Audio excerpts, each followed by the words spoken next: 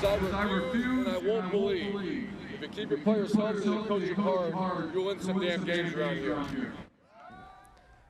Good time for the Jacksonville Jaguars fans to come check out the Jacksonville Jaguars as they get set for training camp. That was day 4. Quite the day for the Jags fans to come out and hear Urban Meyer at the very start of it, talking to those fans, getting them pumped up and excited for the season. All the way up. That's the message in reference to the energy. You want to keep that energy up, keep it going. Although we haven't raised the competition level just yet, you can certainly see things trending in that direction as we head to full pads on Tuesday. That can make it difficult to give it your all when technically you can't still give it your all. You have to take it a little easy on your teammates. Head coach Urban Meyer satisfied with what he sees on the grass so far. Well, I thought the whole team, yesterday we were a little flat. Energy was really good today, and they're going to be rewarded for it. So I told them today, it's over now. Now go make a play. Next week we can start that. So starting Monday, it's going to be, we're going to try to take the subjectivity out of who plays and who makes the team.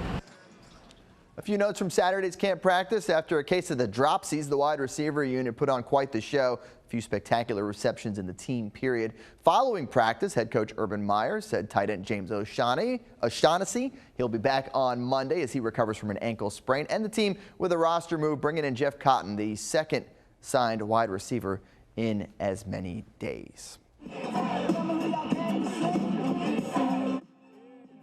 Trevor Lawrence, the main attraction, as we all knew he would be this time of year because, well, he's the #1 draft pick. Of course, Saturday was the first time we had a chance to hear from Trevor Lawrence, the Jaguars' new quarterback, giving his thoughts on the big difference from OTAs, minicamp, versus now getting after it in training camp.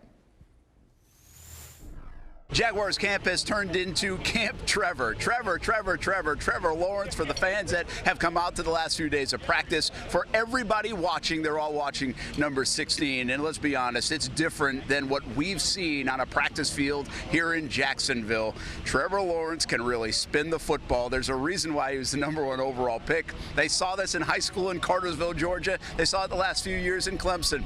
But this is new around here, and Trevor Lawrence is the real deal. It was a good week, yeah. I feel like definitely made a lot of strides, individually, but as an offense and a team since the spring. You kind of see everyone getting comfortable, learning the system. It was a really good week. I didn't have the best day today, but that's what training camp's about, working out the kinks and really just owning our offense. It was good. His skill set's there. The thing is that everybody's got to remember that defense is not allowed to make a play on the ball right now. All you can evaluate now is retention and skill set. Plus. Now the real stuff starts next week. I'm a lot further than I was in the spring, so I feel confident in what I know, but there's just so many little details that, I don't know if you ever can say, I know it all. You're always learning, and I definitely still have some more to learn. Watching Trevor Lawrence has been a lot of fun the first few days, but it also hasn't been perfect out there for Trevor Lawrence. He looked a little sloppy, actually, in the 2-minute drill at the end of practice on Saturday. There's a learning curve. There's an acclimation process to the NFL. And as of now, it's still a competition to be QB1 here in Jacksonville. He continues to split reps with Gardner Minshew with the first team. At Jags Camp, I'm Brent Martineau, Action Sports Jax.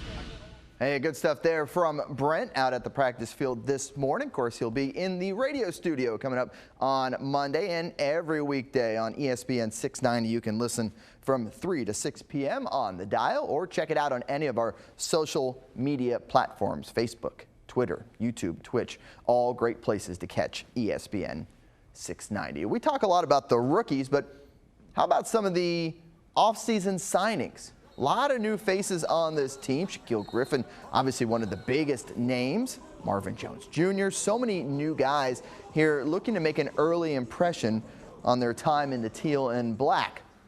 So far, so good for the new guys here in Jacksonville.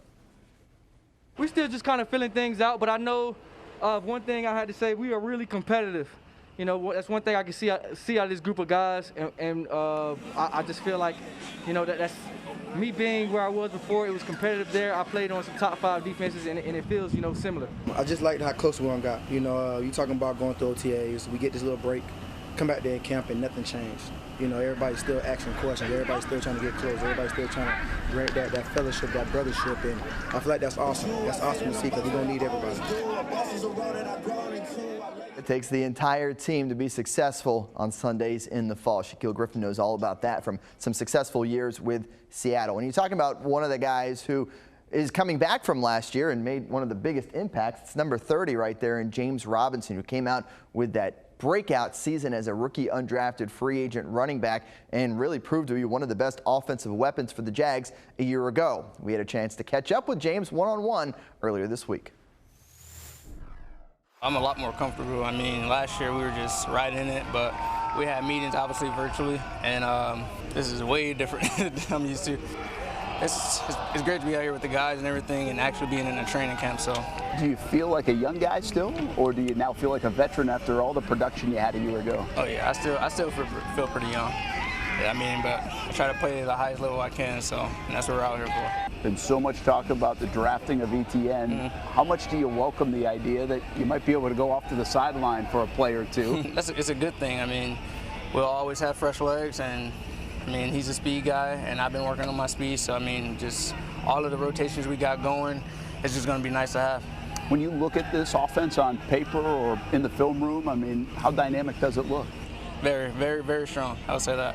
I mean, you guys can see what our receivers, our linemen getting stronger, our backfield and quarterbacks. I mean, yeah, I think when September comes, you guys will be wild for sure. What is your approach coming into this year after what you were able to do last year? For myself, I mean, I always think I can do better, and I always want to be consistent in every interview I have. It's me being consistent, and that's what I was doing last year, and this year I'm just going to try to step it up a couple more levels.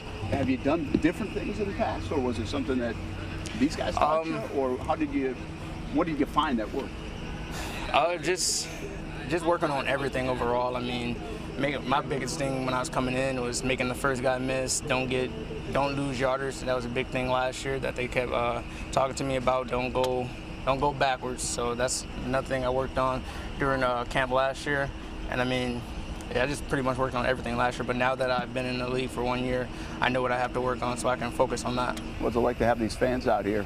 Really, for the first time in a while, or probably the first time in your training camp life, right? Yeah, it's great to have those fans out there. I mean, it kind of tones down practice, but I mean, in your head it does, but it's good, but it's just like, it's different.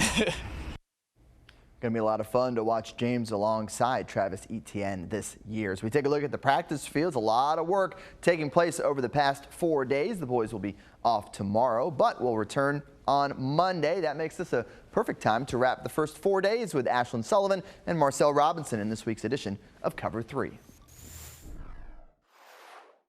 Welcome to a special edition of Cover 3. Normally we're in the studio, Ashlyn, but with training camp kicking off this week, how could we not be out here? It only makes sense. What happens out here? Yeah, it's a little hot, but we'll prevail. These working conditions, I'll make it work. A little hot, a little warm, but so is this team. Training camp kicking off. We're going to kick things off just to get this thing started the right way.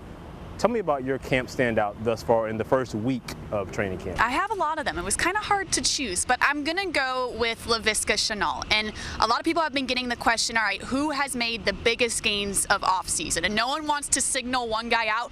I am going to signal a guy out, and it is Laviska Shenault. He is noticeably bigger, noticeably faster. It seems like him and Trevor are finding that connection. They're definitely getting more comfortable, and we always get the question, who's going to be the #1 receiver? And before I was like, you know what? You don't really have to have a guy.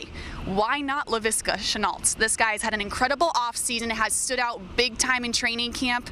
Big things ahead for that guy. I agree with you. And as far as him putting on weight, he looked almost unrecognizable when I saw him the first time. I was pleasantly surprised, and look, I'm expecting a big year for him. As far as for me, I'm going to go on the other side of the ball. My standout is going to be Sidney Jones. This is the guy who got significant playing time last year for the team and made plays and made probably the best defensive play we've seen on Wednesday. And look, this is the guy that, like, we talk about the vets, you know, Shaquille Griffin, Rayshon Jenkins. We're also going to need some of these young guys to step up, but the in-between guys as well are going to have to make plays. Sidney Jones being one of them, I'm expecting him to have a big play on this team. Let's move on a little bit, and let's get to what I'm more excited for. None of this training camp stuff matters to me until they get the pads on. Who and what are you most excited for when we get the pads on next week? Yeah, it's been as a whole kind of hard to have a win or loss of the day when the pads aren't on. You say, oh, the offense won the day, but did they really when the pads aren't on? So I'm going to go just the secondary, the cornerbacks as a whole. We saw a throw and catch to Marvin Jones. The Jaguars tweeted it out, and in the background you see Shaquille Griffin stomping his feet because he knew he would have had a chance to pick that off. So I'm going to say on Tuesday when the pads go on, you just have to watch the cornerbacks as a whole because I think it's a whole new ball game, and we really can't judge what's going on right now because it's just not fair for the cornerbacks in the secondary. I'm going to go with just the line up front, both defensive and offensive line. Look, this team is one that the offensive line has to play better and the defensive line has to play better. And when we get the pads on, that's when you really see the big uglies up front getting mean and nasty. Your offensive line and defensive line, if you're not mean and nasty, you usually don't have that much success. So we got to get some big, mean, nasty play up front because we need sacks and we need to keep our quarterback upright. And obviously, iron sharpens iron. If the offensive line plays well and the defensive line plays well, we're going to have a good time in TIAA Bank Field. And speaking of good times, we're going to switch gears a little bit. Let's talk a little bit of the Olympics. I mean, that's going on right now. These guys are finely tuned athletic machines, and we know most of them played multiple sports growing up, but if you had to put one of them in the Olympics, what sport and who would you choose? I'm going to go with newly drafted offensive lineman Walker Little. And this is kind of sort of a joke because the Jaguars.com team as a whole, we catch ourselves just saying Walker Little can do absolutely no wrong. So of course he'll make it in the Olympics at anything he chooses. But this guy, when you look at him, is a freak athlete. He just looks like a tackle. So I'm going to say maybe shot put, maybe some track and field action. It's kind of a joke, but it's also kind of real. Walker Little has been very impressive. So why not the Olympics? I like it. Walker Little, Walker not so little, as I like to call him. I'm going to say something that's not a joke. Give me Roy Robertson Harrison. Truthfully, I'll probably take Walker Little too. Team USA in basketball, they need some help. The international game is geared toward big play centers, and we got too many guards and forwards looking for fouls that they normally get in the NBA on overseas. They're not getting them. So give me Roy Robertson Harris. Matter of fact, give me Roy Robertson Harris, Malcolm Brown, give me Devon Hamilton, give me Walker Little. We need some big guys for Team USA hoops because I don't want a repeat of 2004. Bronze is not good enough for the game. And you know what's also not good enough? What happened last year in the stadium, but we don't have to worry about that because this year we've got a new team with some really big dreams. That's going to do it for Cover 3. Yeah, you like that song, Marcel. We know. Hey, First and 10 training camp. We do it every weeknight at 11:15 on CBS 47 and Fox 30. It's your daily rundown of all things camp. So if you weren't out at practice, tune in to Action News Jax, your official Jaguars stations, and we'll get you up to date. Action Sports Jax Primetime, Saturday at 10:30 on Fox 30.